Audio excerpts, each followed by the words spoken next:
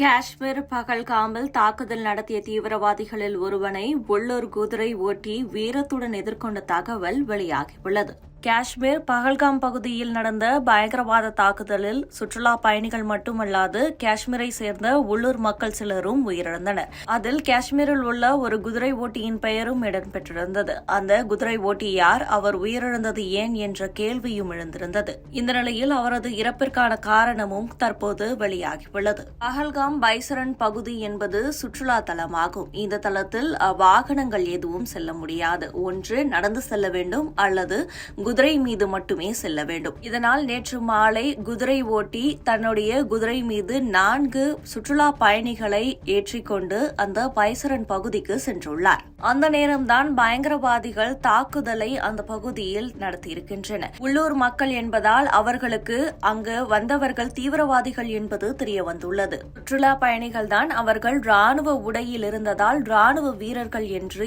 எண்ணி அங்கேயே நிதானமாக சுற்றுலா தளத்தில் நின்று பார்த்துக் கொண்டிருந்திருக்கின்றனர். ஆனால் குதிரை ஓட்டி சையத் அதில் உசேனுக்கோ அங்கே பழகி இருப்பவர் என்பதால் அவர்கள் தீவிரவாத செயல்களில் ஈடுபடுபவர்கள் என்பது தெரியவந்துள்ளது. இதனால் அவர்கள் தாக்குதலை நடத்துவதற்கு முன்பாக அங்கிருந்த ஒரு பயங்கரவாதியிடமிருந்து AK-47 ரக துப்பாக்கி பிடுங்க பார்த்திருக்கிறார். அதேபோல மற்றவர்களும் தாக்குதல் நடத்தாமல் இருக்க என்னெல்லாம் செய்ய முடியுமோ அதை தடுப்பதற்கான முயற்சிகளில் ஈடுபட்டு இருக்கிறார். பயங்கரவாதிகள் தாக்குதல் நடத்துவதை தடுக்க முயற்சித்த போதுதான் அவரும் சுட்டுக் கொல்லப்பட்டுள்ளார். இந்த சம்பவம் பெரும் அதிர்வலைகளை ஏற்படுத்தியுள்ளது. ஏற்கனவே இந்த தாக்குதலில் 28க்கும் மேற்பட்டோர் உயிரிழந்த நிலையில் அதில் 1-2 பேர் உள்ளூர் வாசிகள் என தெரியவந்துள்ளது. அதேபோல இந்த குதிரை ஓட்டியின் செயலும் பாராட்டுகளை பெற்று வருகிறது.